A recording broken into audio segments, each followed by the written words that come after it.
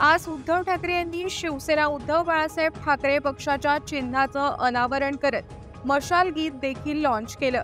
या गाण्यात शिवसेनेची मशाल असा शब्द आहे। हुकुमशाही विरोधात धगधगणार शिवसेनेची मशाल असे शब्द या गाण्यात आहेत। तसंच हे गीत शिवसेना ठाकरे गटाचं अधिकृत प्रचार गीत असल्याचंही ठाकरे गटाकडून सांगण्यात आलंय।